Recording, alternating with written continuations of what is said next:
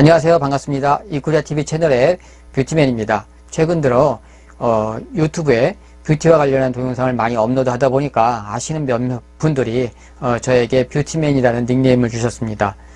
일단 고맙다고 말씀을 드리고 싶고요. 자, 그럼 여기서는 뷰티맨이라는 닉네임을 활용해서 여러분들과 함께 이야기를 진행해 보도록 하겠습니다. 자, 그럼 이번 첫 주제는 뷰티의 마음을 담다 라고 하는 대주제를 가지고 이야기를 시작해 보려고 하는데요.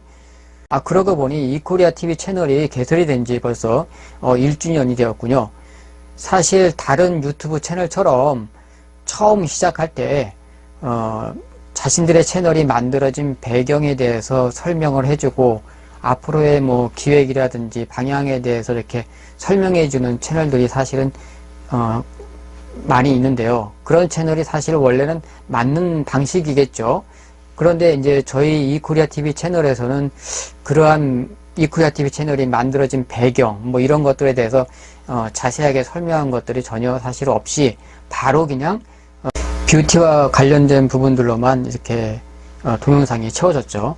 자, 그러다 보니까 이코리아TV 채널이 만들어진 배경이라든지 기획 의도, 그 다음에 앞으로의 진행 방향, 자, 이런 부분에 대해서 좀 명확하게 구독자분이나 시청자분들에게 알릴 수 있었으면 좋았을 것이라는 아쉬움이 남았을 것입니다. 자, 그래서 이번 시간에는 뷰티의 마음을 담다라는 첫 주제로 이코리아TV 채널이 만들어진 배경에 대해서 먼저 설명을 드리고 가는 것이 좋을 것 같다라고 판단이 되었습니다.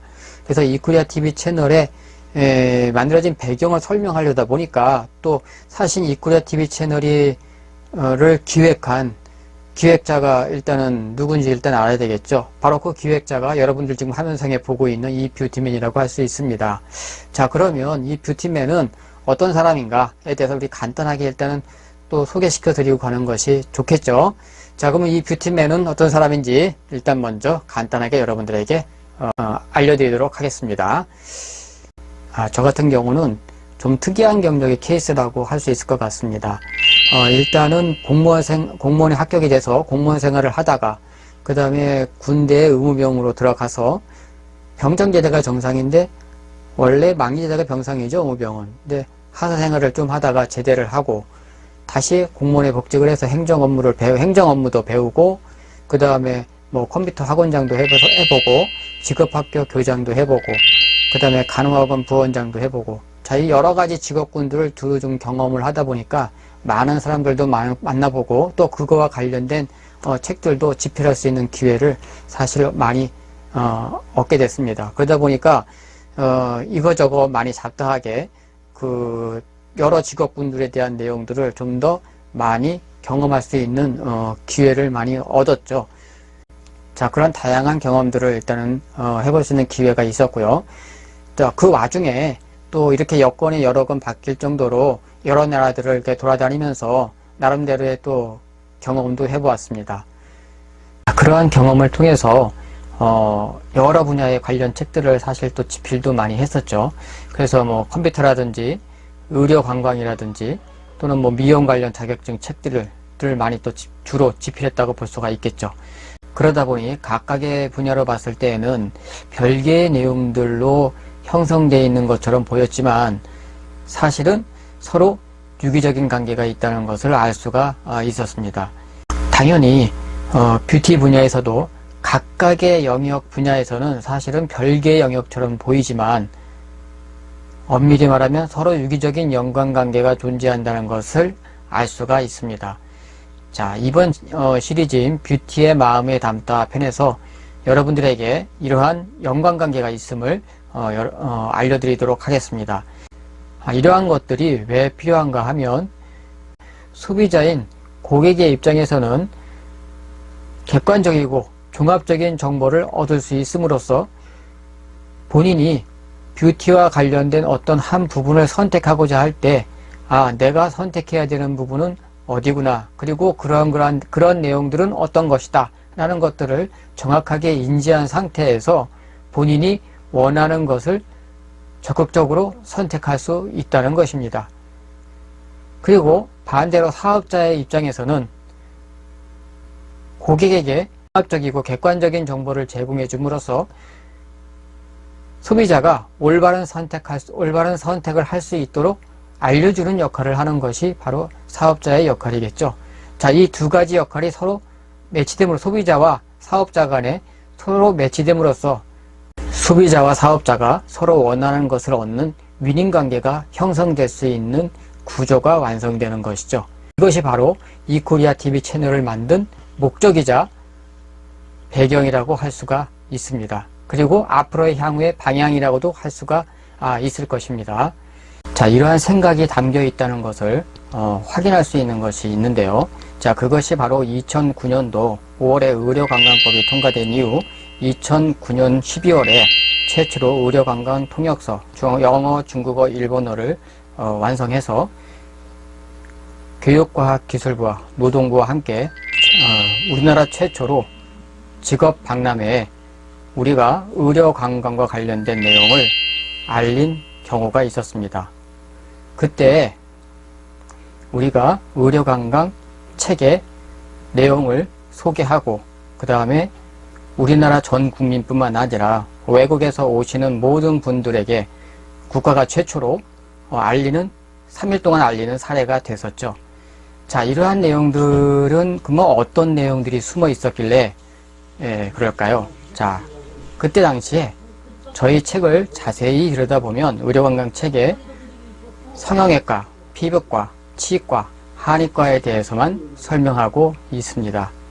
더 재미난 건 성형외과에 바로 그 제목의 영어 단어입니다. 자, 그걸 보시면 금방 확인할 수 있는데, 자, 우리 대부분 성형외과 하면 영어로 하면 플라스틱 서저리라는 말을 씁니다.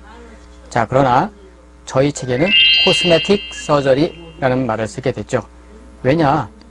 플라스틱 서저리는 범위가 넓죠. 다친 사람을, 그러니까 실제 환자죠.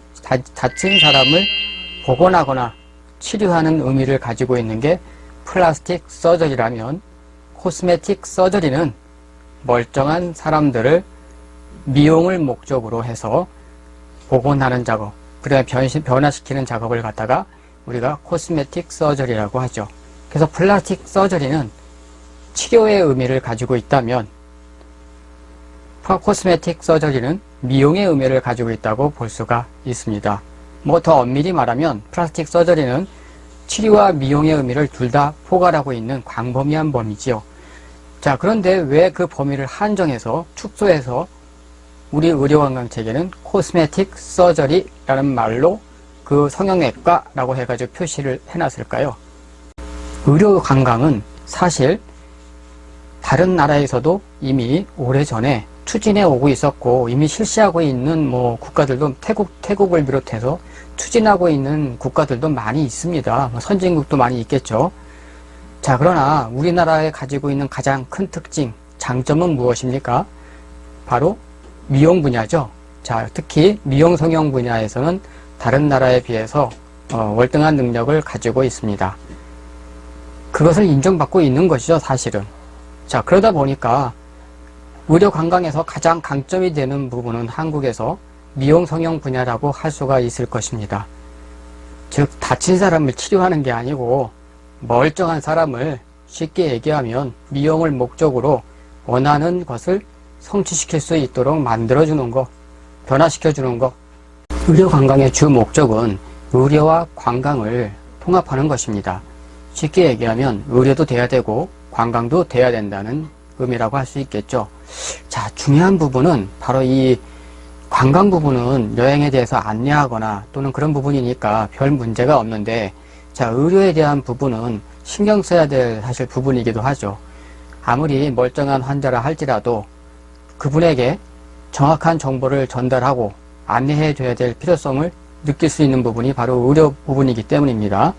자, 그러다 보니까 집필하는 집필자의 입장에서도 어떻게 생각하겠습니까?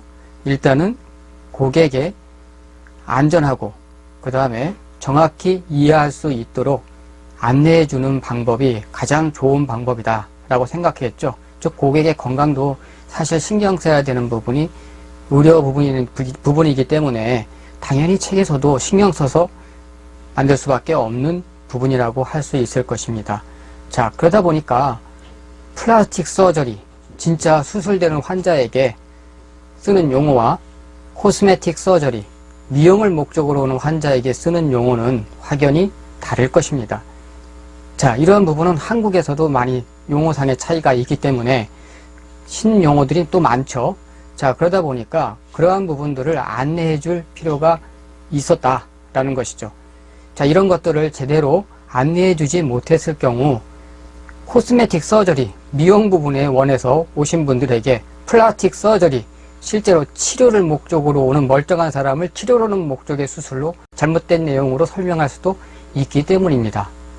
자, 그러다 보니까 우리는 한국의 의료 관광은 미용을 목적으로 오시는 분들, 즉 멀쩡하신 분들이 오셔서 원하시는 미용 시술을 받으시기 바랍니다. 즉 뷰티에 신경 집중해서 설명했던 것이죠. 자, 그리고 뷰티가 끝나시면, 즉 미용 시술이 끝나시면 충분히 바깥에서 활동할 수 있는 어떤 특정한 요건이 됐을 때 그런 경우는 또 관광을 진행하십시오 라고 하는 의료와 관광을 접목시키는 부분을 말했던 것입니다. 자, 그런데 저희가 이러한 3일 동안의 의료 관광에 대해서 초등학생부터 대학생, 병원, 외국인들까지 다 안내를 해드렸습니다만 사실 그분들은 이러한 내용들을 알고 갔을지 안 갔을지는 사실 모르겠습니다. 그거는 저자의 생각했던 의도, 방향에 대해서 자세하게 알고 공부하신 분들 이외에는 뭐 그날 한번 보고 갔을 때 느낄 수 있는 부분은 아니라고 생각이 듭니다. 자, 그러나 아쉽게도 여러분들 아시죠? 돈이 된다 생각하면은 제일 먼저 끼어드는 사람들이 있죠. 자, 그게 누굴까요? 바로 배드 브로커 또는 굿 브로커 둘 중에 하나겠죠. 나쁜 브로커가 있으면 당연히 또 좋은 브로커도 있을 것입니다. 자, 문제는 좋은 브로커는 문제가 안 되는데 배드 브로커가 문제죠. 이 나쁜 브로커들이 아주 많이 깨죠. 자, 그러다 보니까 지금의 의료 관광은 어떻습니까? 또 한 가지 여쭤보고 싶은 것이 있습니다. 자, 의료 관광이 2009년도에 시작된 지 벌써 10년이 흘렀군요. 정확하게 말하면 2019년이니까 정확하게 10년이 맞죠? 자, 그러면 한 가지 물어보겠습니다. 자, 그때 당시에 참 재미난 건 저희는 미용, 성형이죠. 성형, 피부, 치과, 한의과에 대해서만 설명을 했습니다.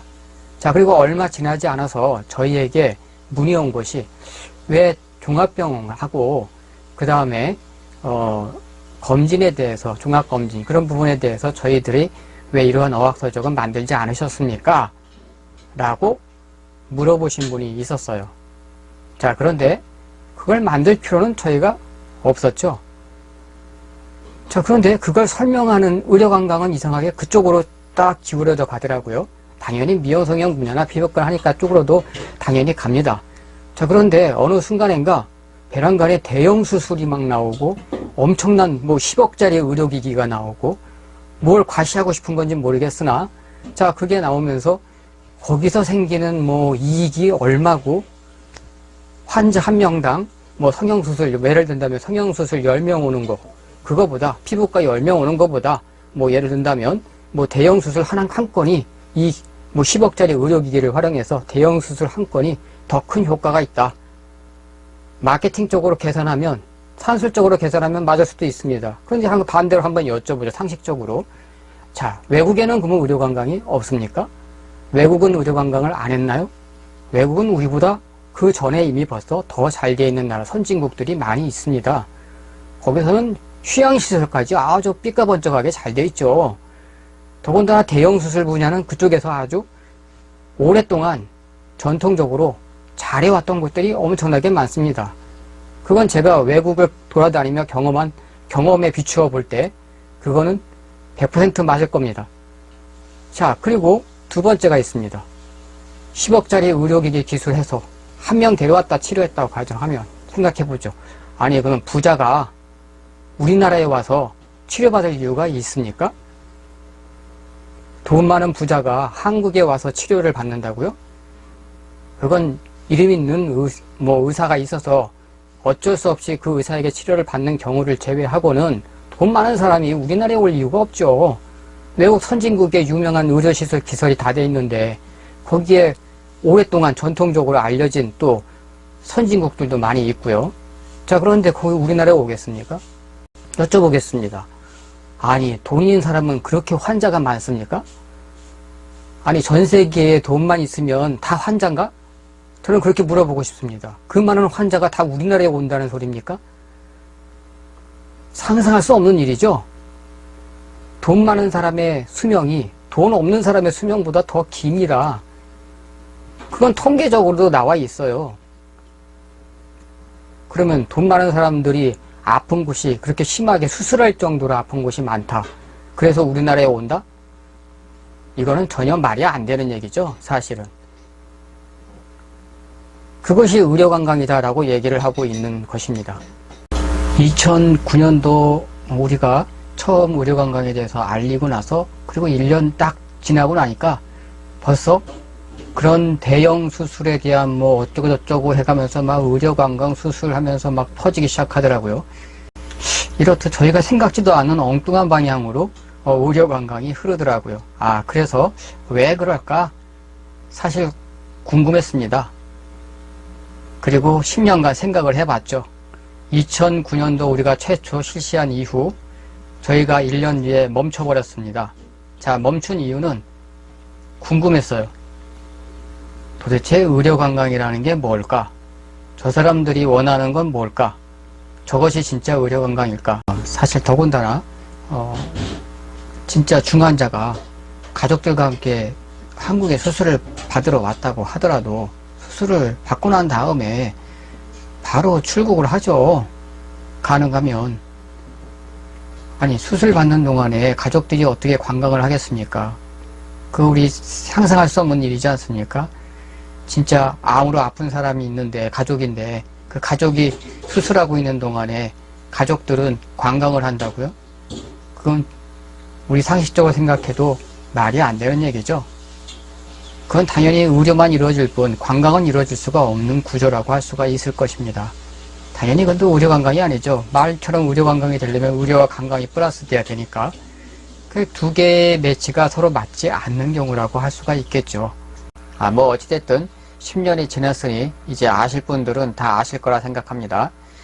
자, 한국에서 가장 잘할 수 있는 게 무엇이라고 생각하십니까? 그건 아마 뷰티나 미용 분야라고, 뷰티인 미용 분야라고 할 수 있을 것입니다. 그건 뭐 세계적으로 이제 어느 정도 이웃 나라 몇 개 나라들은 다 알아주고 있으니까요. 자, 그리고 통계적으로도 미용과 뷰티와 관련해서 방문하는 방문객은 많이 있었으니까요. 자, 그건 통계적으로도 우리가 진짜 실제 통계로도 확인할 수 있는 내용들이니까 뭐 더 이상 뭐 얘기할 것도 없겠죠.